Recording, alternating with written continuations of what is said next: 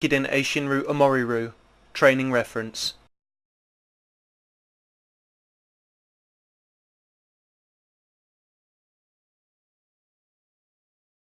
The kata performed in Jikiden are made up of principal movements. These movements are as follows: Nukitsuki, Kuritsuki, Chibori,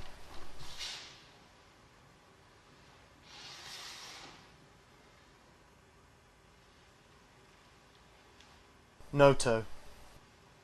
These four movements appear, in one shape or another, in all the kata we practice. Once these four movements can be performed competently, the rest should follow fairly quickly. However, perfecting these four movements is not so easy.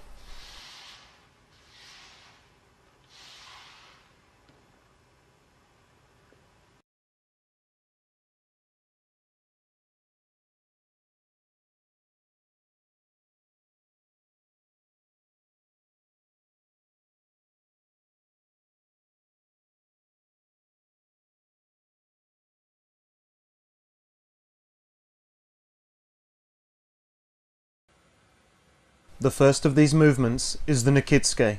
This is the draw and cut. In Omoriru, this form begins from a kneeling position, with tension in the legs and a feeling of power. Your hands move to the sword as your legs come together. Break the seal between the sword and saya with your thumb and begin to draw. You should still be in a kneeling position at this point. When your sword is nearly a third of the way out of the saya, begin to rise towards your opponent. As the sword is about to leave the saya, turn it so that the sword lies on its side and you cut out towards your opponent in a question mark shape, as seen from above.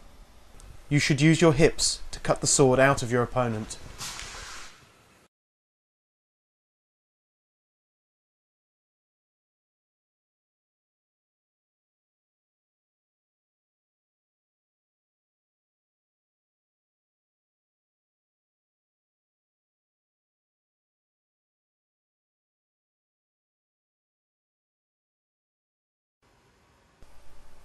The second cut, Kuritsuke, is thought of as the finishing cut.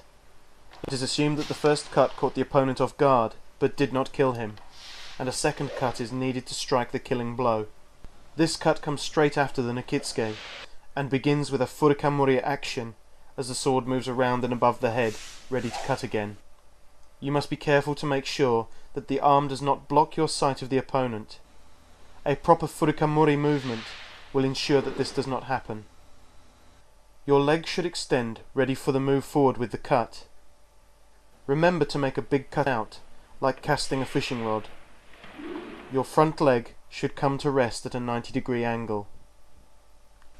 The sword comes to rest just below the knee, so make sure you have a firm left wrist so the skirt of the sword does not ride upwards. It is now assumed that the final blow has killed the opponent. However, awareness must be maintained.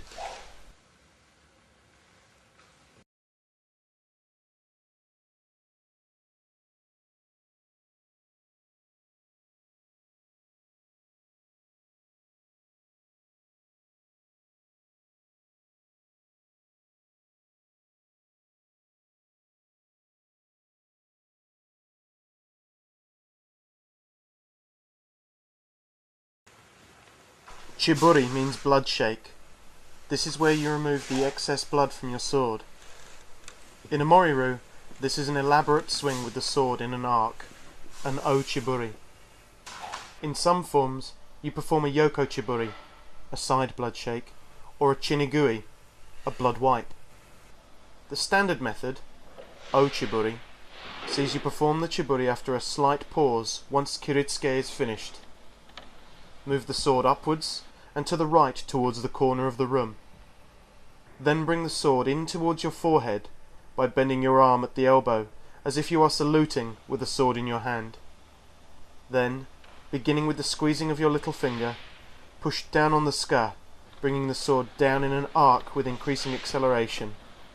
The sword should stop just past your right foot, with the tip pointing inwards. Pause for a second, then push your foot back ready for the noto. The choice of foot depends on the form.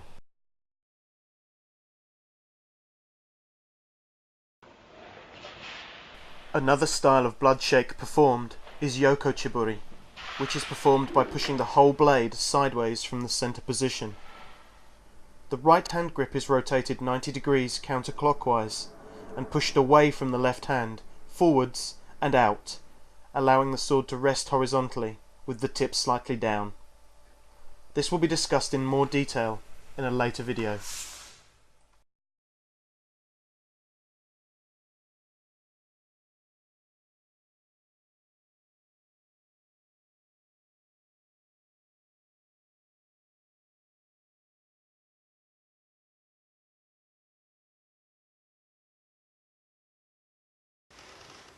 Once you are sure that the opponent is dead, and you have removed the blood from your sword, put it away.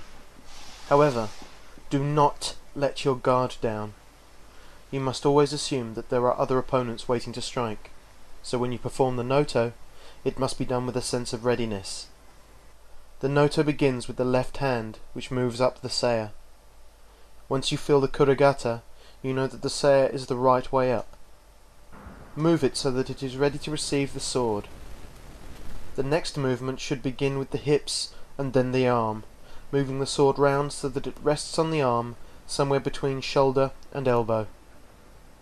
The right hand thrusts the sword straight out towards your opponent, but slightly off the center line. Again, this is with a feeling of power, since you are warning off any onlookers that might wish to attack. Draw the sword back into the saya as you begin to drop. As the sword comes to rest in the saya, your knee should brush the floor without your weight resting on it. Once the sword is in the saya, place your thumb on the tsuba, rise to your feet, and check the sword is properly away. Then step back to your spot